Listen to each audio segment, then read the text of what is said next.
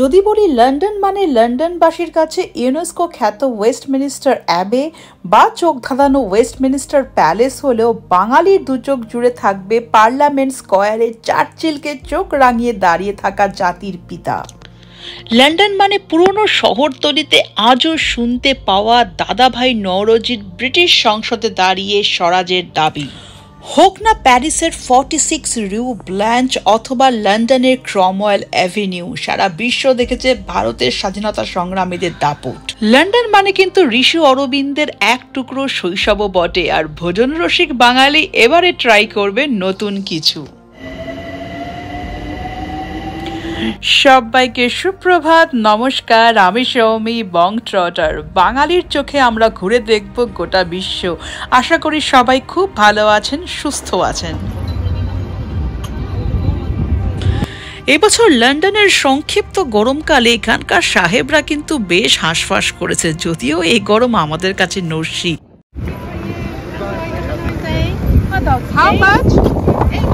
এই ওয়েস্টমিনিস্টার ব্রিজের ওপরে দাঁড়িয়ে আর থেমসের হাওয়া খেতে খেতেই বোধহয় রানী ভিক্টোরিয়া খেতেন বাদাম ভাজা কিনিয়া, তা আমিও একটু খাই।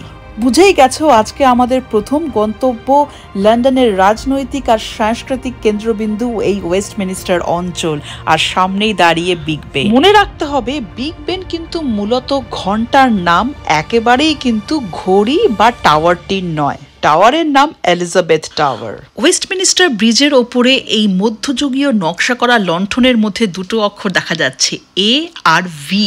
ভি মানে তো বুঝতেই পেরে গেছো রানী ভিক্টোরিয়া, আর এ হচ্ছেন প্রিন্স অ্যালবার্ট, যিনি কিনা কুইন ভিক্টোরিয়ার স্বামী ছিলেন। শুধু এই লণ্ঠন না, ব্রিটেনের জায়গায় জায়গায় রাস্তা, ভবন, পার্ক সমস্ত কিছুর ক্ষেত্রে বোধহয় সবচেয়ে বেশি ব্যবহৃত নামগুলোর মধ্যে একটি হচ্ছে ভিক্টোরিয়া। ওয়েস্টমিনিস্টার ব্রিজ থেকে বিগ বেনের পাশেই দাঁড়িয়ে রয়েছে ওয়েস্টমিনিস্টার প্যালেস অথবা হাউস অফ পার্লামেন্ট। হ্যাঁ, দুটো কিন্তু একই জায়গা এবং ইউনেস্কো খ্যাত। প্যালেসের পাশেই সেন্ট মার্গারেটস চার্চ এবং ওয়েস্টমিনিস্টার অ্যাবি, এই দুটিও কিন্তু ইউনেস্কো বিশ্ব ঐতিহ্যবাহী অংশের মধ্যে পড়ছে। এই ওয়েস্টমিনিস্টার অ্যাবিতে দেখতে পারবে ডারউইন, নিউটনের মতো বিজ্ঞানীদের সমাধি।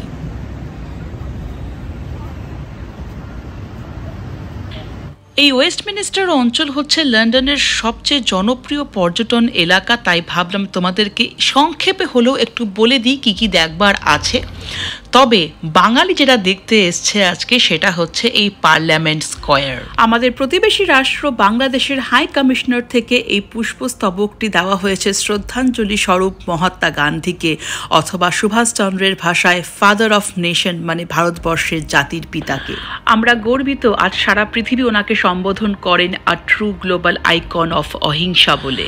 মহাত্মা গান্ধীর পেছনে একটি মূর্তি দেখা যাচ্ছে, যার পেছনে একটি বসার জায়গাও রয়েছে। উনি মার্কিন যুক্তরাষ্ট্রের প্রেসিডেন্ট আব্রাহাম লিঙ্কন, যিনি বিলুপ্ত করেছিলেন দাসত্ব প্রথা। পাশেই আছেন দক্ষিণ আফ্রিকার বর্ণবাদ বিরোধী আন্দোলনের নেতা এবং প্রথম কৃষ্ণাঙ্গ প্রেসিডেন্ট নেলসন ম্যান্ডেলা। চলো এবারে খুঁজে বের করা যাক আমাদের প্রিয় চার্চিল সাহেবকে। 1943 সালে দ্বিতীয় বিশ্বযুদ্ধের সময় বোমা হামলায় বাংলা বিপর্যস্ত ছিলই, তার ওপর দুর্ভিক্ষ, প্রশাসনিক ভুল এবং খাদ্য সরবরাহের অভাবে বহু বাঙালি এই দুর্ভিক্ষে প্রাণ হারায়। ইতিহাস ঘাটলে দেখা যায় বহু লোক কিন্তু চার্চিলকে অভিযুক্ত করেছেন যে তিনি এই সময় ইচ্ছাকৃতভাবে খাদ্য সরবরাহ বাংলায় কমিয়ে দিয়েছিলেন। এই দেখো লন্ডনের ঐতিহাসিক লাল টেলিফোন বুথের সামনে লম্বা লাইন ছবি তোলার জন্য। তবে লাইন দেওয়াটাও এখানে একটা প্রিয় অ্যাক্টিভিটি বলতে পারো। যে আলোচনাটা হচ্ছিল, ইতিহাস ঘাটলে দেখা যায় ভারতবর্ষে কিন্তু এর আগেও খরা এবং অপর্যাপ্ত খাদ্য সরবরাহের জন্য ব্রিটিশ শাসনকালে দুর্ভিক্ষ হয়েছে। রানী ভিক্টোরিয়ার শাসনকালেই দাদাভাই নওরোজি তার ব্রিটিশ সাংবাদিক বন্ধু HM হাইডম্যানকে নিয়ে দুর্ভিক্ষ বিরোধী আন্দোলনও করেছিলেন। পৌঁছে গিয়েছি অ্যানারলি, যেটা লন্ডনের আউটস্কার্ট বা প্রান্তীয় অঞ্চলের অংশ বলেই বিবেচিত হয়। দেখো ছোট্ট একটা রেলওয়ে স্টেশন, আর কোনো মানুষজনও নেই, কোনো টিকিট কাউন্টারও সেভাবে নেই। একটা শুধু কার ট্যাপ করার জায়গা রয়েছে, তুমি ট্যাপ না করলেও কেউ কিছু বলার নেই। পুরোটাই সততা আর মানুষের বিশ্বাসের ওপর নির্ভর করে চলছে, এবং এরকম বেশ কিছু টিউব স্টেশন কিন্তু লন্ডনে আছে। আর হাঁটতে শুরু করেছি এখন ভারতবর্ষের দ্য গ্র্যান্ড ওল্ড ম্যানের বাড়ির উদ্দেশ্যে, সেই বাড়ি যেখানে উনি ছিলেন লন্ডনে থাকার সময়টাতে। আর এই হচ্ছে সেই বাড়ি যেখানে দাদাভাই নওরোজি থাকতেন। দাঁড়িয়ে আছি লন্ডনে সেই বাড়িটার সামনে যেখানে দাদাভাই নওরোজি ছিলেন এবং সেই সময় উনি এমপি ছিলেন এখানকার। যদি মানুষটার জীবনকাল দেখা যায় কি অসামান্য প্রতিভাশালী একটা মানুষ। দাদাভাই নওরোজি ব্রিটিশ পার্লামেন্টে প্রথম ভারতীয় সদস্য হিসেবে নির্বাচিত হয়েছিলেন। তিনি ব্রিটিশ পার্লামেন্টের সদস্য হয়ে সেখানে দাঁড়িয়ে ভারতীয়দের সমস্যা এবং দাবিগুলি উত্থাপন করতে সক্ষম হন। ব্রিটিশ পার্লামেন্টে ভারতীয়দের প্রতিনিধিত্ব করে এক নতুন দিক খুলে দেন এবং স্বরাজের আশা আরো মজবুত করেন। Poverty and un-British rule in India এই বইটি ওনার একটি প্রভাবশালী কাজ। ভারতের স্বাধীনতার সংগ্রামের অনন্য ব্যক্তিত্ব, এছাড়াও ন্যাশনাল কংগ্রেসের প্রেসিডেন্ট, ইংল্যান্ডের এমপি, মানে এমন কোনো বিষয় বোধহয় ওনার ছিল না যেটা ওনার জানার বাইরে ছিল। তাই বোঝাই যায় এরকম একটা মানুষ যে ভারতের স্বাধীনতা সংগ্রামের মাস্টার মাইন্ড হবে তাতে আর আশ্চর্য কি। এই মোটামুটি চারপাশের এলাকা তোমাদেরকে একটু ঘুরিয়ে দিই। আর দাদাভাই নওরোজি, চিন্তা করো, একজন সফল ব্যবসায়ী, শিক্ষাবিদ, রাজনৈতিক কর্মী, ব্রিটিশ পার্লামেন্টের সদস্য, লেখক, সমাজ সেবক। ওনার বহুমুখী কর্মকাণ্ড আমাদের জন্য অনুপ্রেরণার উৎস হয়ে থাকবে অবশ্যই। অ্যানার্লি পার্কের জন্য কিন্তু কোনো সরাসরি ট্রেন পাবে না, এই স্টেশনে আমাকে নামতে হয়েছিল। চলো একটা ছোট্ট কফি বিরতি হয়ে যাক। তোমাদের বলছিলাম দাদাভাই নওরোজির ইংরেজ বন্ধু HM হাইন্ডম্যানের কথা, যিনি সমাজতন্ত্রী এবং সাংবাদিক হিসেবেও কাজ করেছেন। তবে তার ওপরও যেটা বলতে হয়, ভারতের স্বাধীনতার একজন জোরালো সমর্থক ছিলেন মিস্টার হাইন্ডম্যান। কি হলো বলুন তো? ছিলাম লন্ডনে আর পৌঁছে গেলাম কোন নগরে? কোন নগর আসলে আমারও বাড়ি। আর আগের বার যখন বাড়ি গিয়েছিলাম পৌঁছে গিয়েছিলাম শ্রী অরবিন্দের এই জন্মভিটেতে। গিয়ে তো দেখি বাড়ি তালা বন্ধ হয়ে পড়ে আছে। তো চলো ফিরে যাই আবার লন্ডনে আর খুঁজে দেখি সেই বাড়িটা যেখানে শ্রী অরবিন্দ থেকেছিলেন তার স্কুল জীবনের কয়েকটা বছর। পশ্চিম লন্ডনের শহরতলিতে অবস্থিত এই জায়গাটির নাম শেফার্ডস বুশ।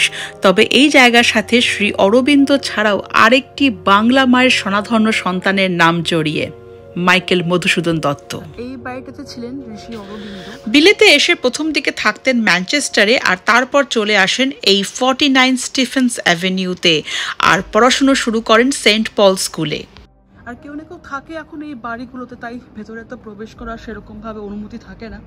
তোমাদেরকে দেখিয়ে দিই বাইরে থেকে। 3 বছর যখন এই বাড়িতে ছিলেন তখন বেশ কিছুটা আর্থিক সমস্যাও ছিল। তবে ঋষি অরবিন্দ পরে বলেছিলেন যে ওনাদের বাড়িওয়ালা ছিলেন একজন সত্যিকারের ভালো মানুষ। মাসের পর মাস বাড়ি ভাড়া দেওয়া না সত্ত্বেও কিন্তু কখনো টাকা চাননি উনি। আরেকবার দেখিয়ে দিই। আমার অদ্ভুত লাগে সমস্ত জায়গা খুঁজে পেলে, আর কি অদ্ভুত একটা অনুভূতি হয়। স্পিরিচুয়াল লিডার লিখেছেন আধ্যাত্মিক যোগী, কিন্তু আধ্যাত্মিক যোগী তো পরে হয়েছেন, আগে যেটা ছিলেন সেটা সবাই আমরা জানি। তোমাদেরকে প্যারিসের ইন্ডিয়া হাউস দেখেছি, আজকে দেখাবো লন্ডনের ইন্ডিয়া হাউস। যদিও যে ছবিগুলো আমি দেখেছি সেখানে ইন্ডিয়া হাউস কথাটি উল্লেখ করা নেই, লেখা আছে দামোদর সাভারকারের নাম, মানে আমাদের বিনায়ক দামোদর সাভারকার। তো সেটাও বা কম কি, তবে বাড়িটা 1905 থেকে 1910 সালের মধ্যে পরিচিত ছিল ইন্ডিয়া হাউস নামে। পৌঁছে গিয়েছি উত্তর লন্ডনের হাইগেট অঞ্চলে। উদ্দেশ্য খুঁজে বের করা ইন্ডিয়া হাউস। আচ্ছা, তোমাদের লাগান সিনেমায় একটি চরিত্র ছিল এলিজাবেথ রাসেল, যিনি কিনা ভারতীয়দের বন্ধু হয়েছিলেন, তার কথা মনে আছে? তবে শুধু সিনেমার চরিত্রেই নয়, বাস্তবিকই বহু ব্রিটিশ মহিলারা একজোট হয়ে পরিচালনা করতেন একটি ত্রাণ সংস্থা যা ভারতীয় সৈনিক ও নাবিকদের সাহায্য প্রদান করত। দেখো, আজকের দিনে ইতিহাস জানাটা কত জরুরি। এটা জানলে পরে কিন্তু আমাদের মন থেকে অনেকটাই রাগ এবং ঘৃণা কমে যায়। আজকের যুগে কিন্তু মানবিকতার পরীক্ষা চলছে, দেখা যাক আমরা এই পরীক্ষায় উত্তীর্ণ হতে পারি কিনা। গল্প করতে করতে পৌঁছে গিয়েছি 65 ক্রমওয়েল অ্যাভিনিউ। এই ভিক্টোরিয়ান ম্যানশনই কিন্তু ব্যবহৃত হতো ইন্ডিয়া হাউস হিসেবে। আর এই হাইগেট অঞ্চল তোমাদেরকে আমি আগেও ঘুরিয়ে দেখেছি যখন আমি হাইগেট সিমেট্রি ব্লগটা করেছিলাম, যারা দেখোনি অবশ্যই দেখে নিও। ভারত মায়ের আরেক সুযোগ্য সন্তান শ্যামজি কৃষ্ণ বর্মা প্রতিষ্ঠা করেছিলেন লন্ডনে এই ইন্ডিয়া হাউস।